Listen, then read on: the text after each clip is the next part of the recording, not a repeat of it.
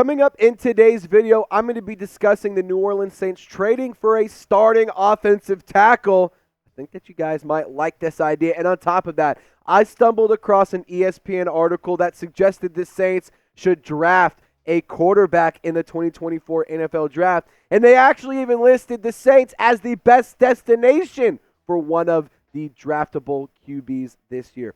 But let's kick this thing off with Kolton Miller, and I think that this is actually a pretty intriguing idea, and I think that this is one that the New Orleans Saints have to go and explore. Now, the Saints have a desperate need at offensive tackle, and it's not just left tackle, it's right tackle as well, because Trevor Penning really hasn't had the opportunity to develop into a starting caliber player, and when he's been on the field, it's been pretty underwhelming.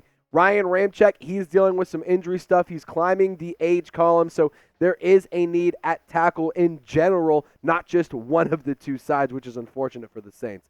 But the deal is with Kolton Miller, he's a quality left tackle, and there's a lot of familiarity there with Derek Carr from their time spent together with the Raiders. Now, Miller does turn 29 at the beginning of the 2024 season, which to me, I really, really like that, because he's not going to be coming in as a young rookie who's underdeveloped, who doesn't know what he's doing.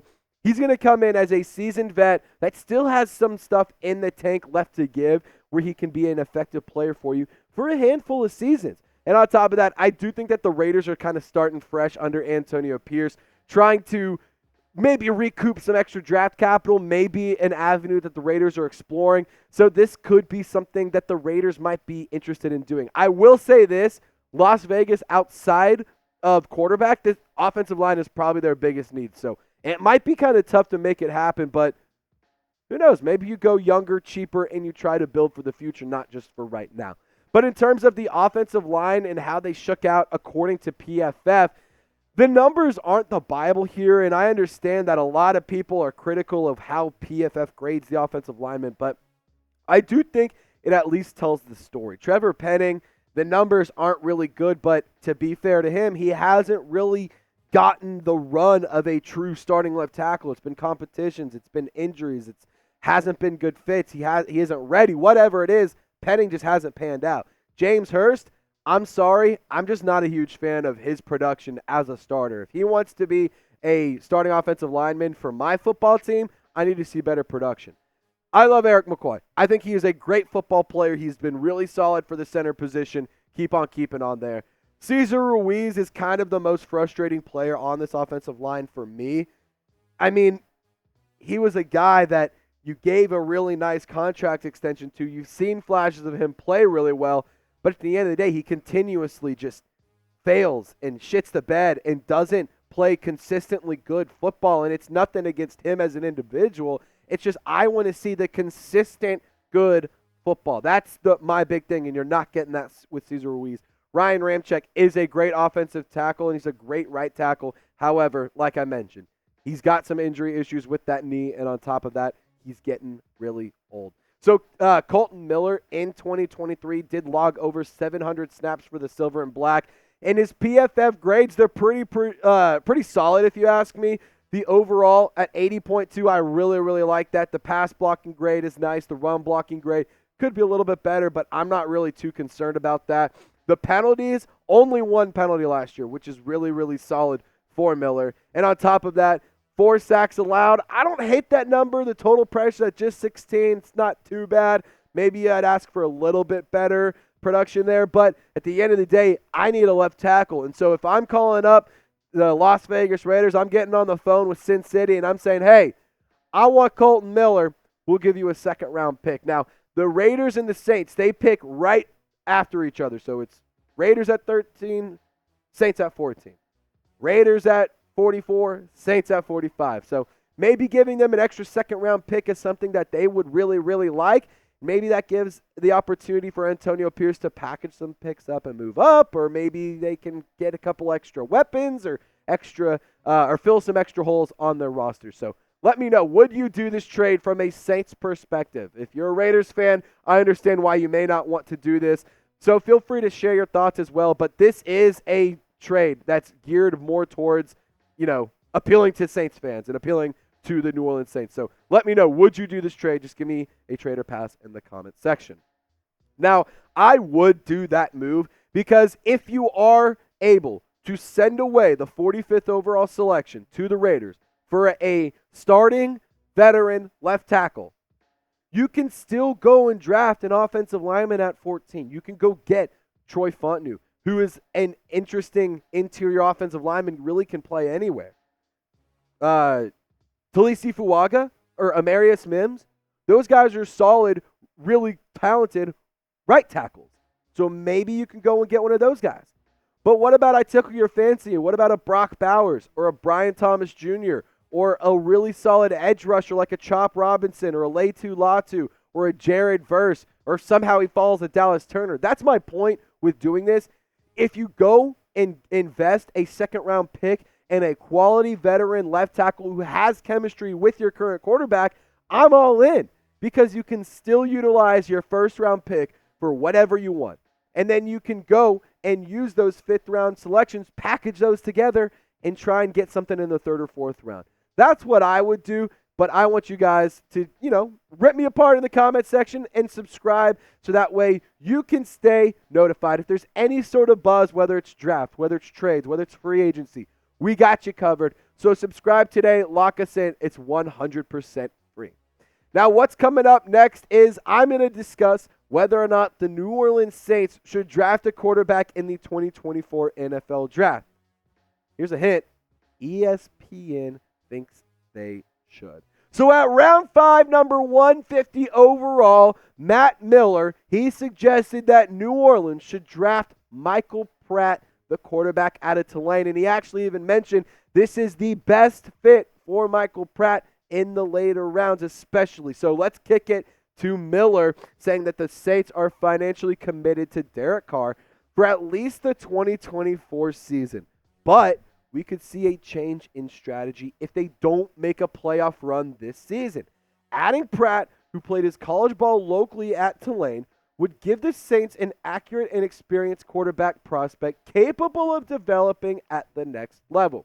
The 4-year starter showed he has the pocket mobility, poise under pressure, and consistent accuracy to be worth a flyer at the top of the third day, following a standout Senior Bowl. Pratt threw 22 touchdowns last season and averaged 8.5 yards per attempt. He ultimately might max out as a backup, but finding a good QB2 in round 5 is a great value. And that's especially true with Jameis Winston, the last season's backup in New Orleans, signing in Cleveland. Now I'm going to get into my thoughts, and we're going to go into a draft profile and a deep dive as to who Michael Pratt is and whether or not he fits with the Saints. But got to give a big-time shout-out to Game Time. It's my favorite ticketing app, and I use it every single time me or my girlfriend wants to go catch a live event, whether it's concerts, whether it's a comedy show, theater, whatever. Sporting events, we do all sorts of fun stuff, and I've been able to have some really good memories with the Game Time app. You can get tickets to the LSU football games this upcoming year. You can even go and get seats for the New Orleans Saints. We don't have the full schedule, but we know who the opponents are. So if you're sitting at home saying, I need to go to the Saints-Falcons game at the Dome this year, hey, you can go ahead and get your tickets if you use our promo code CHATSPORTS. You can also get $20 off. So download the Game Time app. Use our code CHATSPORTS. That's code CHATSPORTS for $20 off your first purchase. Download the Game Time app. Terms do apply. You get the best seats, last minute tickets, lowest price, guaranteed. I absolutely love the Game Time app, so I encourage you to get started today. So let's dive into the draft profile around Michael Pratt, because I think that he could be an interesting option for the Saints. And I want to make one thing clear now. I don't hate the idea of drafting Michael Pratt in the 5th round, especially with one of those comp picks. He stands at 6'2", 217 pounds, and he is a 4-year starter for the Green Waves. Now, he does lack some size, and he has an average-sized arm for a quarterback, but he does have some nice touch on the ball, and he can be really impactful over the middle, like slicing and dicing, hitting the sidelines, hitting the over the middle. I think that Pratt can be an effective quarterback in this league. And he can also push the ball downfield pretty well, but he does hold on to it a little too often. He gets sacked too often, And he's a guy who last year had a 21.4 pressure to sack rate, which is well below average. Now, the career stats for Michael Pratt, you see him on your screen. I've seen online he kind of gets some Colt McCoy type comps, and especially in terms of his athleticism. But I think that he could be a good fit. He has the nice touch patches. He also improved almost every year except for in 2023. Took a little bit of a regression. But, hey, this is still a player who won at a traditionally unsuccessful football program, at least in recent history. He was a winner in a non-winning program for a while. He also really helped boost a lot of players around him. He made the Tulane Green Waves a quality football team, and I think that Michael Pratt, you could plug him into this depth chart right now, and you could have a battle between Jake Haener and Michael Pratt as your QB2. And then eventually, you have that person take over for Derek Carr, because I don't think Nathan Peterman is your long-term QB backup option.